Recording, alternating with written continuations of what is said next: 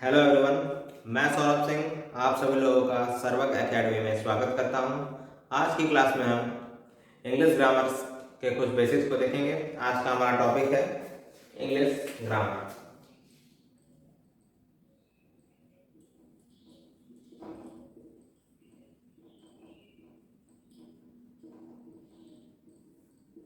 English grammar में हम क्या देखेंगे आज आज हम देखेंगे इंग्लिश ग्रामर के बेसिक के बारे में। सबसे पहले इंग्लिश ग्रामर स्टार्ट करने से पहले हम आपको कुछ बेसिक्स नॉलेज दे दें।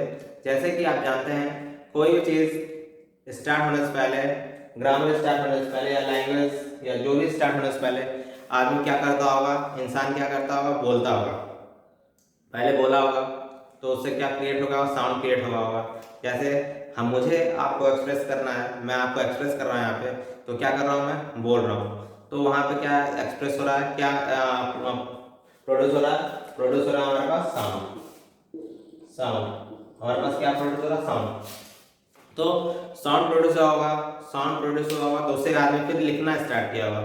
लिखना स्टार्ट किया होगा तो कुछ हर जगह जगह अलग अलग तरीके से लिखा गया होगा। जैसे कि हम देख लेते हैं इंडिया में हिंदी लिखा जाता है, और तमिलनाडु में चले जाइए तमिल लिखा जाता है, केरल में चले जाइए मलयालम लिखा जाता है, इंग्लैंड में चले जाइए इंग्लिश लिखा जाता है, फ्रांस में चले जाइए फ्रेंच लिखा जाता है। उसी प्रकार तो सबने एक लिखना स्टार्ट किया होगा। तो सबसे पहले हम देखते हैं, बेसिक से स्टार्ट करते हैं। तो साउंड के बारे में जानते हैं। साउंड सबने लिखा होगा तो study of sound. Study of sound हम क्या कहेंगे, study of sound. Study of sound को हम कहेंगे फोनोलॉजी। फोनोलॉजी। तो अगर किसी को भी कुछ एक्सप्रेस करना हुआ होगा तो हजारों साल पहले, आज से हजारों साल पहले वो क्या करते होंगे, बोल के करते होंगे। जैसे आज के जानवर करते हैं वैसे हजारों साल पहले इंसान करते थे। जैसे कुत्ते हुए वो क्या करते हैं, भौंकते हैं, बिल्ली म्याऊं म्याऊं करती हैं। तो वो अपना एक्सप्रेशन कैसे देती है, साउंड प्रोड्यूस करके दे देते हैं। कुत्ते हो चाहे बिल्ली हो, जो भी जानवर हो, वो अपना साउंड प्रोड्यूस करके ही अपना एक्सप्रेशन को एक्सप्रेस करते हैं। तो हम जान गए स्टडी ऑफ साउंड क्या कहेंगे, फोनोलॉजी। स्टडी ऑफ साउंड क्या कहेंगे, फोनोलॉजी। आप इसे याद कर लीजिएगा, ये एग्जाम में 1 वर्ड सब्स्टिट्यूशन में पूछे जाने वाला क्वेश्चन है। उसके बाद जब लिख लिया, बोल लिए होंगे आदमी, साउंड प्रोड्यूस हुआ होगा, जब फिर लिखना स्टार्ट किए होंगे, तो लिखने स्टार्ट किए होंगे तो अलग अलग भाषा का प्रोडक्शन हुआ होगा।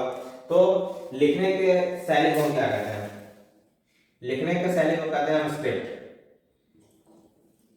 Writing style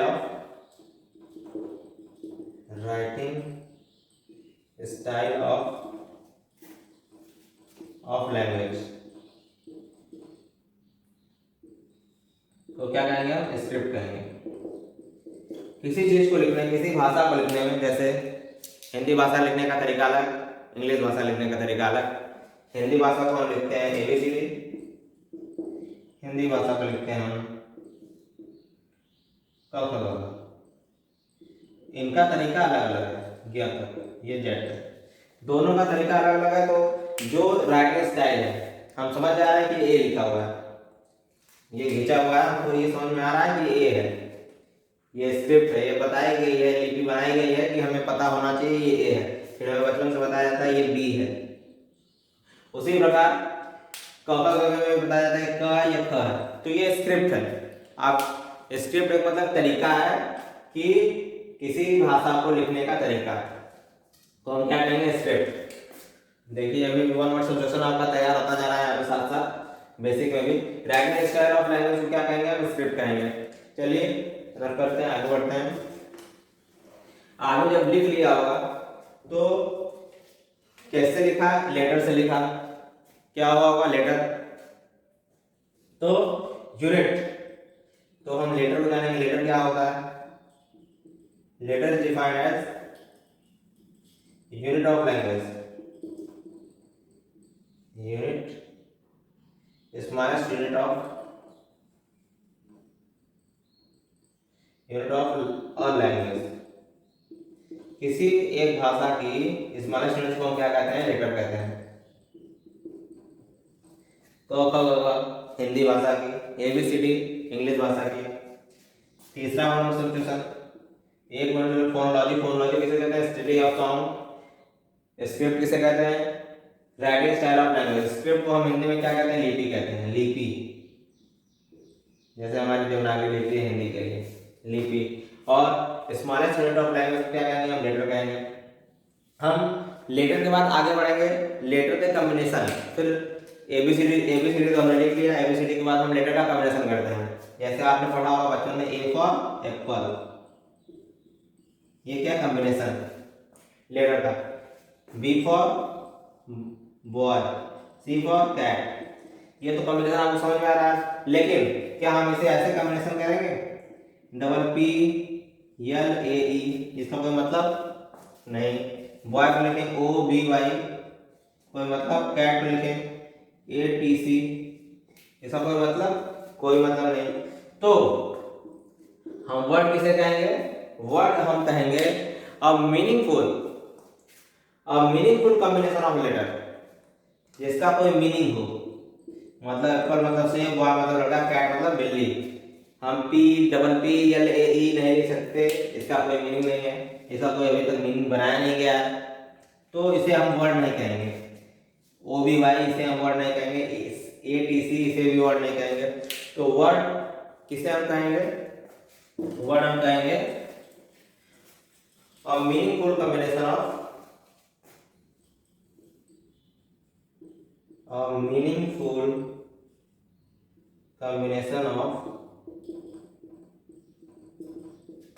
combination of letter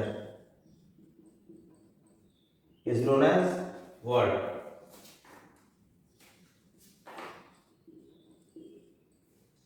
तो आपने देखा कि वर्ड तक देखा। वर्ड के बाद हमारा क्या बनेगा? हमारा बनता है सेंटेंस। सेंटेंस के पहले भी कुछ फ्रेज बनते हैं, क्लॉज होते हैं, तो हम देखेंगे। आपने पहले एक बार रिवाइज कर लेते हैं। आपने क्या क्या देखा? Study of sound, phonology. इंसान ने साउंड प्रोड्यूस किया, उसके अध्ययन को हम क्या कहेंगे?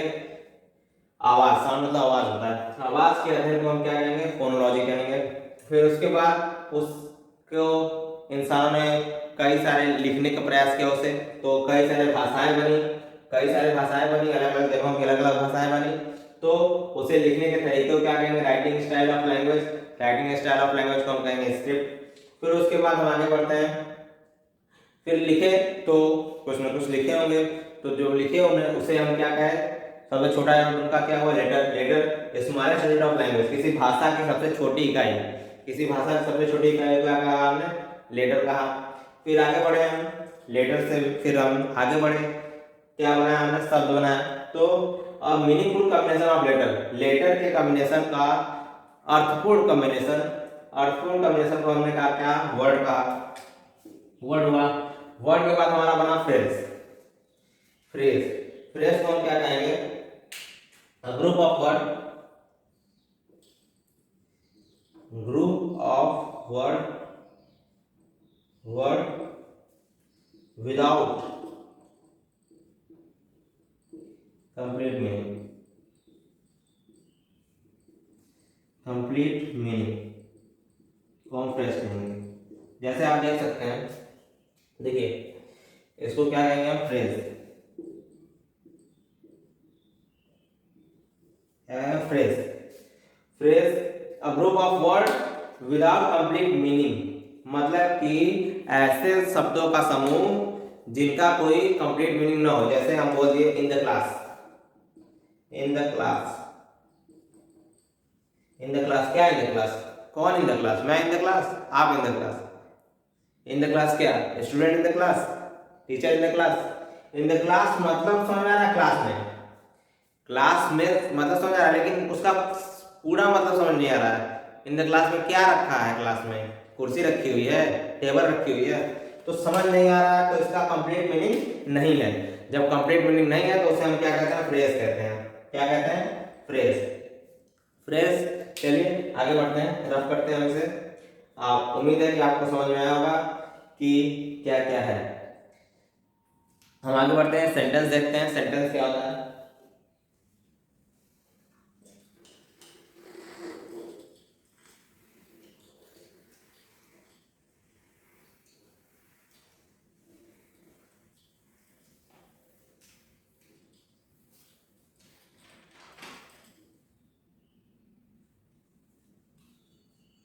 सेंटेंस, हमारा बनता है sentence.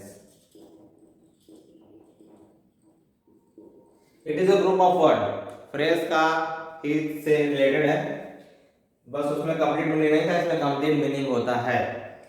It is a group of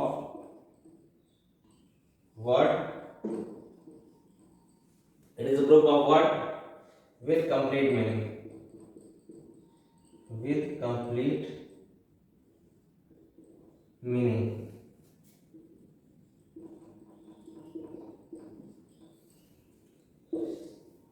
मतलब कि यह ग्रुप ऑफ वर्ड है जिसका पूरा पूरा कंप्लीट मीनिंग। कैसे हम एग्जांपल देते हैं, Ram is a boy, is a boy, पहला एग्जांपल। दूसरा example, he is a boy who play cricket in the field।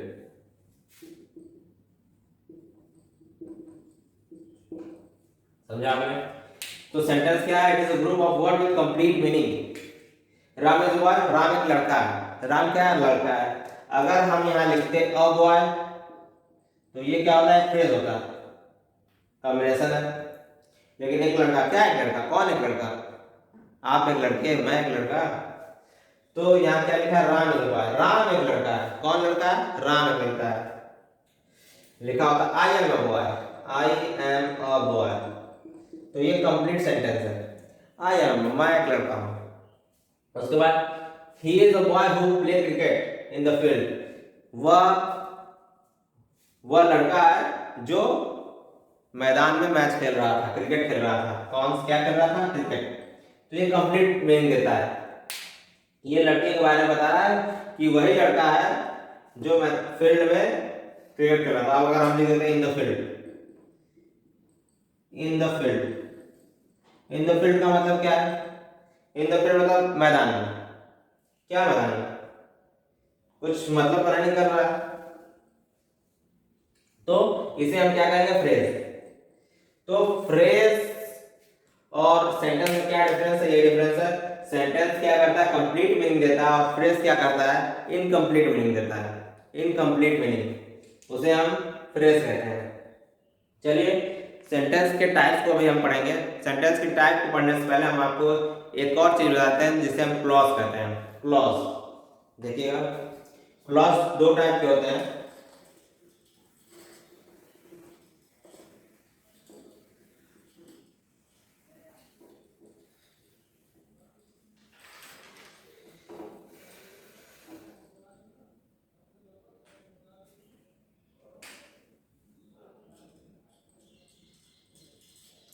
Clause, clause basically दो टाइप होते हैं। कि कौन कौन टाइप होते हैं? पहला होता है प्रिंसिपल क्लॉज, प्रिंसिपल क्लॉज जिसे हम मेन क्लॉज कहते हैं। दूसरा होता है subordinate clause, subordinate clause, subordinate clause. देखिएगा, तो क्लॉज कितने प्रकार के? दो प्रकार के। जैसे हमने एग्जांपल देते हैं, एग्जांपल से आपको समझाते हैं, एग्जांपल से आपको सटीक समझ में आएगा। इसका यूज आपको एग्जाम में कहीं नहीं है, लेकिन आप एक बार इसे देख लीजिए कि ये होता क्या है। जैसे अभी हमने एग्जांपल दिया था, Ram is a boy who play cricket. एक लेटर हुआ है, एक सेंटेंस दिया हुआ है। सेंटेंस जो एक कॉम्प्लेक्स सेंटेंस है, मतलब कॉम्बिनेशन ऑफ सेंटेंस। एक सेंटेंस ये है, दो सेंटेंसों का मिलकर बना हुआ सेंटेंस, संयुक्त वाक्य हम जिसे कहते हैं हिंदी में। तो दो सेंटेंस दिया हुआ है, तो इसमें क्या होता है? प्रिंसिपल क्लॉज होगा और एक सबऑर्डिनेट क्लॉज होगा। प्रिंसिपल क्लॉज कौन होगा? जिसके बारे में बताया जा रहा है, जिसके बारे में चर्चा किया जा रहा है, वो प्रिंसिपल क्लॉज हुआ। जिसमें सब्जेक्ट, वर्ब और ऑब्जेक्ट दिया हुआ है, वो प्रिंसिपल क्लॉज हुआ। और जिसमें सिर्फ और सिर्फ जिसमें सब्जेक्ट और वर्ब ना हो, कोई एक हो ठीक, वो हमारा सबऑर्डिनेट क्लॉज हो गया। जो मेन सेंटेंस मेन क्लॉज का डिस्क्राइब कर रहा हो वो हमारा क्या हुआ, सबऑर्डिनेट क्लॉज हुआ। कि जो मेन क्लॉज है उसके बारे में बता रहा है, किसके बारे में बता रहा है, इसके बारे में बता रहा है। राम एक लड़का है, राम जो लड़का है उसके बारे में कौन बता रहा है, ये बता रहा है। क्या कर रहा है वो, क्रिकेट खेल रहा है, ठीक, इन द फील्ड। तो ये हमारा क्या हो गया, सबऑर्डिनेट क्लॉज हो गया। सबऑर्डिनेट क्लॉज जो मेन क्लॉज प्रिंसिपल क्लॉज की जो विशेषता बताता है उसे हम सबऑर्डिनेट क्लॉज कहते हैं। और प्रिंसिपल क्लॉज जो होता है इसमें सब्जेक्ट वर्ब और ऑब्जेक्ट तीनों हो। और सबऑर्डिनेट क्लॉज आपको समझ में आएगा क्या है। तो क्लॉज का ज्यादा यूज है नहीं कहीं एग्जाम्स में, लेकिन आप जान लीजिए क्लॉज होते क्या है। चलिए हम आगे बढ़ते हैं। सेंटेंस, सेंटेंस के आगे की तरफ बढ़ते हैं। सेंटेंस को भी आपने देखा था, सेंटेंस होता क्या है। सेंटेंस का टाइप देखते हैं। आज क्लास में हम सोचते हैं इतना ही रहने देते हैं, सेंटेंस का टाइप पढ़ेंगे तो क्लास थोड़ी लंबी हो जाएगी। तो हम अगली वीडियो में सेंटेंस के टाइप्स को देखेंगे। अभी तक आप लोगों को जितना समझ में आएगा, बेसिक्स आपको इंग्लिश का हमने बताया, उम्मीद करते हैं आप लोग को समझ में आएगा। और हमारी वीडियो अच्छी लगी हो तो इसे लाइक और शेयर